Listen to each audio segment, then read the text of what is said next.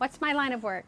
My line of work is helping buyers and sellers. I'm a real estate agent, first and foremost, and I really love helping first-time home buyers get into their first home. It's a dream for them, and it's a really positive feeling for me when I hand them the keys. I also do a little bit of commercial real estate, and that's so much different than residential, because residential is very emotional. Commercial, you know, it's all about the numbers. That's me.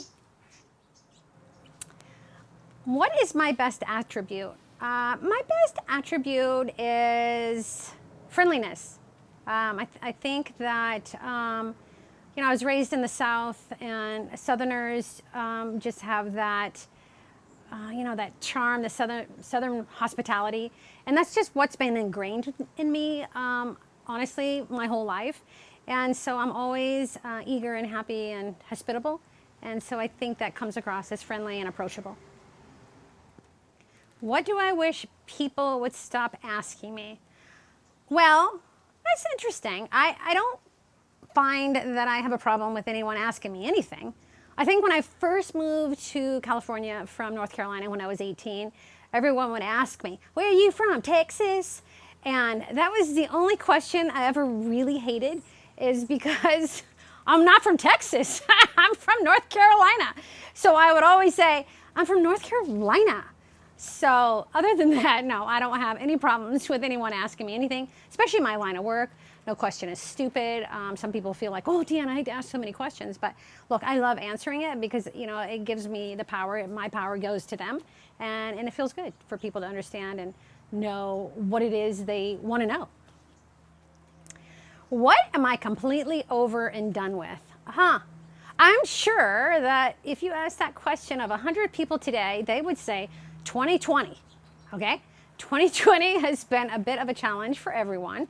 And I would say that overall in my life, I love everything about my life. So 2020 has been a little bit of a challenge for me, in the sense that, you know, concern with others getting sick, and the challenge of businesses that are, you know, failing. You know, it's just, it makes my heart break. So I'm over it altogether.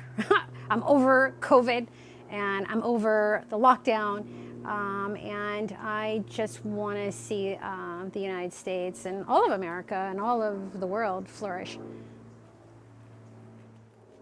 What's the worst and the best thing about being a female? Well, there's nothing bad about being a female. I embrace it and I love it, and I'm happy I'm a woman. You know, if there's anything negative I could say about being a female, I can't hit the ball as far as a guy does. I play a lot of golf, and I work really hard to try to drive it as far as they do, but I just physically can't do that. So that's the only negative thing about being a woman. And the positive things about being a woman, you know, chivalry, you know, again, going back to my roots and my Southern ways, men opening the doors for women is just, you know, it just makes you feel really good, you know. And I think being a woman in this day and age, I think sometimes chivalry is dead, and guys let doors fall in my face. Women and men do the same, you know, and I think to myself, did you not know that I was standing there and you let the door shut in my face? But yeah, so really the answer to that question is there's nothing negative about being a woman, and there's lots of positives, and yeah. This one will make me cry. So who has had the biggest impact on my life? That would have to be my sister, my twin, my one and only, my person, my roommate. I said woo-mate, not roommate. And so she is the, you know, I strive to be like her every day. Oh my gosh. She is non-judgmental. Sometimes I can be judgmental. She's flies by the straight and narrow. She's just as honest and human, and the best person on this planet. And I look up to her, and I try to be like her. And I think she's really helped me to be a better person over the years. She's such a giver, and I want to be like her.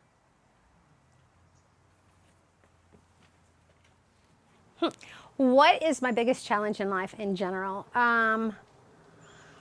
Honestly, I've had a pretty dang good life. You know, if I go back and look at my childhood, 57 years old, and I've been very healthy my entire life. I'm grateful for that because I know a lot of people don't have that. The biggest challenge I would say is, being successful in the sense that I don't have to worry about money. I always have that worry that I don't have enough to provide or so forth. But honestly, I think that it's just a worry that I have, but it's not really something that's ever really happened to me. I've never had to live on the street. I've always had family to help me here and there. And I think that I'm just grateful for my life. I'm grateful for my family. I have 4 sisters and a brother, loving parents. My dad did pass away, but my parents were married for 58 years, and loving friends, and kids. I have 4 daughters, 2 from myself and 2 from my husband, and 2 wonderful grandsons. And look, I couldn't be more grateful for what I have. What is the biggest lesson life has taught me? I think the biggest lesson life has taught me is to not take anything for granted. When you start resting on your laurels and taking things for granted, like, oh no, I'll worry about that tomorrow, it'll catch up with you. I think that you really have to stay focused, especially in a job. I have a very demanding job, and I just can't go to sleep at night without, getting certain things done and, being lazy. So I really think that's really the crux of it, not taking anything for granted and giving. That's also important to give of my time and my services and of things that I have that other people need.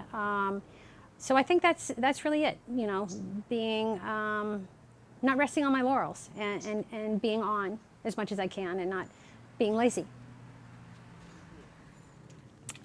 What word best describes me? Well, it's a hyphenated word, and that word is high energy.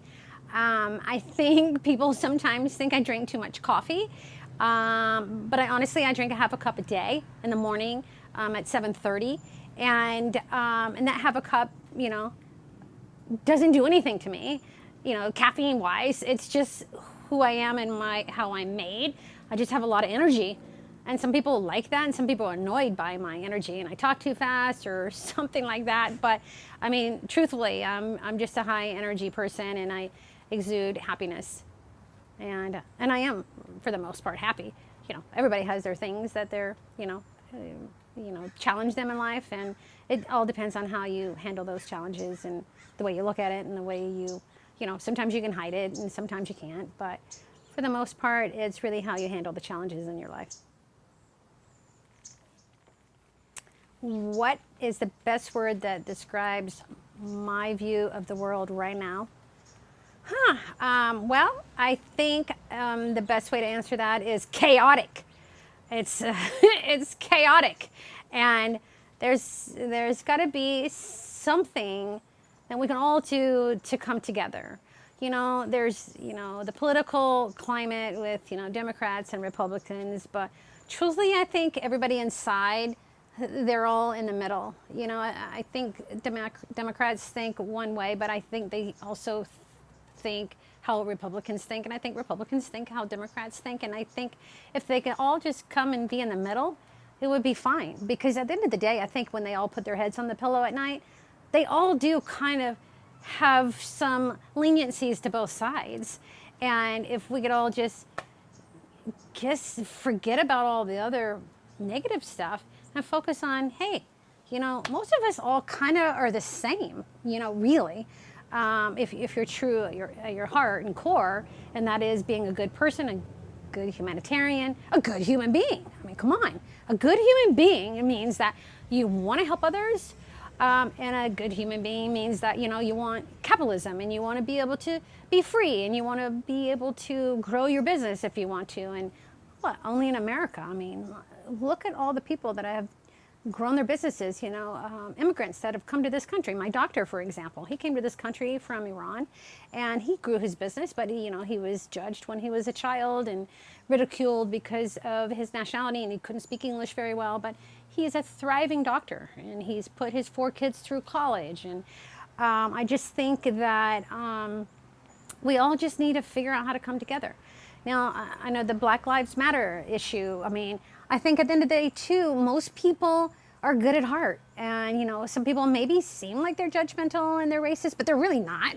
Maybe they just say something and it feels like they are, but they're really not. And I think, I think the media needs to kind of help all of us not be so divisive. And we could all just kind of come together and all go down that same path together and be happy. Enfuego. When I hear that word, what comes to mind? Well, I want to say Eric comes to mind. Is that okay? He's a firecracker, and I believe Enfuego means fire, right? And so that's really what comes to mind. A spark of energy, a spark of enthusiasm, a spark of creativity, a spark of just never ever giving up and following his dream. That's what I think of Enfuego. Do I see an optimistic future in our country? Absolutely. The United States of America is always going to have pride, always going to have leadership. They're always going to give equal rights and abilities for people to grow businesses and to have freedom of speech. And I just think that we just got to get through this. It's a pretty good hump in the road right now. But I think the hump, if we could all come together, like I said before, I think we can get the great America back. I do. And I'm positive. I feel good about that.